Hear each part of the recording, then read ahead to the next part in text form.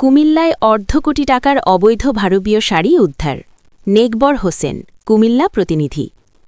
কুমিল্লার সীমান্ত এলাকা থেকে অর্ধ কোটি টাকার অবৈধ ভারতীয় শাড়ি উদ্ধার করল Comilla battalion ১০ BGB. Comilla battalion ১০ বিজিবির অধিনায়ক কর্নেল মীর আলী এজাজ অবৈধ ভারতীয় শাড়ি আটকের বিষয়টি নিশ্চিত করেছেন।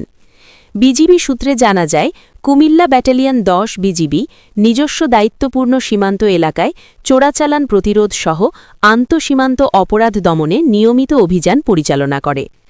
আজ ১২ই জানুয়ারি ভোর ৫টায় কুমিল্লা জেলার সদর দক্ষিণ উপজেলার আওতাধীন শিবের বাজার বিওপির টহল দল দায়িত্বপূর্ণ সীমান্ত এলাকায় মাদক ও চোরাচালান বিরোধী অভিযান পরিচালনা করে।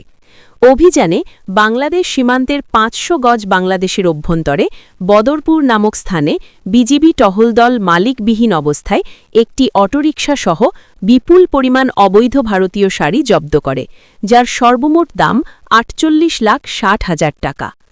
কুমিল্লা ব্যাটালিয়ন ১০ বিজিবির অধিনায়ক কর্নেল মীর আলী এজাজ বলেন, জব্দকৃত মালামাল বিধি মোতাবেক কাস্টমসে জমা করা হবে। চোরাচালান বন্ধে আমাদের অভিযান চলমান থাকবে।